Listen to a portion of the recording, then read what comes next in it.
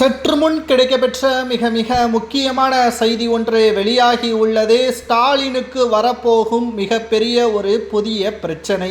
என்ன செய்வதென்று தெரியாமல் அதிர்ச்சியில் இருக்கிறார். சட்டசபை தேர்தல் நடைபெறுவதற்கு இன்னும் 6 மாதங்கள் உள்ளது.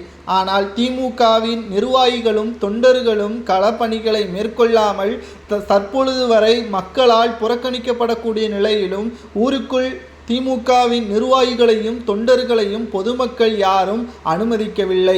திராவிட முன்னேற்ற கழகத்தின் ஆலமரம் 75 ஆண்டுகள் மாறிவிட்டது.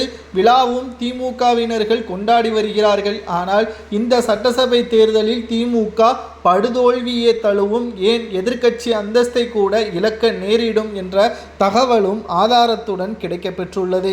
ஸ்டாலின் அவர்களுக்கு வரக்கூடிய மிக முக்கியமான புதிய பிரச்சனையே அவரது மகனும் திமுகவின் மூத்த அமைச்சர்களும் தான். தற்பொழுது வரை திமுக அடுத்த கட்ட நடவடிக்கைகளை மேற்கொள்ள வேண்டும், புதிய திட்டங்களையோ எந்த தொகுதிக்கு யார் செல்ல வேண்டும் என்பதையோ உதயநிதியும் அவரது மருமகன் சபரீசனும் தான் மேற்கொள்பை பார்த்து வருகிறார்கள். மேலும் திமுகவின் மூத்த அமைச்சர்களோ மக்களை ஏளனமாகவும் தரைக்குறைவாகவும் ஓசி என்றும் அவர்களை அவமானப்படுத்தும் விதமாகவும் பேசி வருகிறார்கள். திமுக ஆட்சி அதிகாரத்தில் தற்பொழுது பாதுகாப்பு வசதியுடன் சொகுசாக செல்கிறார்கள் என்றால் அதற்கு காரணமே தமிழக மக்கள்தான். 2011ஆம் ஆண்டு முதல் 2021ஆம் ஆண்டு வரை திமுக ஆட்சியில் இருந்தது கிடையாது. ஒவ்வொரு தொகுதிகளும் நடைபயணம் மேற்கொண்டு ஸ்டாலின் அவர்கள் பல பொய்யான வாக்குறுதிகளை கொடுத்து மக்களை மாற வைத்து 3.5% வித்தியாசத்தில்தான் அப்படியும் அவர்களால் வெற்றியடைய முடிந்தது. மிக பிரம்மாண்டமான வெற்றி என்று ஸ்டாலின் அவர்களால் கூற முடியாது என்பதையும் நாம் மறந்துவிடக் கூடாது.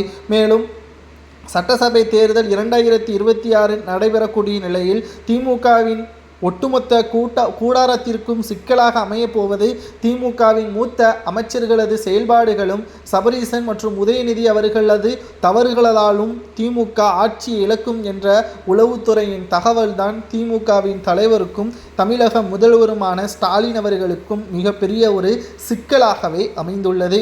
பொறுத்திருந்து பார்க்கலாம். ஏனென்றால் இன்னும் 6 மாதங்கள் தான் திமுகவின் தலைவரான ஸ்டாலின் அவர்கள் ஆட்சியை இழந்தால் மட்டும் ஒட்டுமொத்த திமுகவின் அமைச்சர்களுக்கும் மிகப்பெரிய ஒரு நெருக்கடியை அமலாக்கத்துறை அதிகாரிகள் ஏற்படுத்தும். ஏனென்றால் தமிழகத்தில் ஒன்று அதிமுக ஆட்சி அமைக்கும், இல்லை என்றால் தமிழக வெற்றி கழகத்தின் உதவியை கேட்டு அதிமுக ஆட்சி அமைப்பது உறுதிதான் என்ற தகவல் உளவுத்துறை கொடுத்துள்ளதாக தகவல்கள் கிடைக்கப்பெற்றுள்ளது.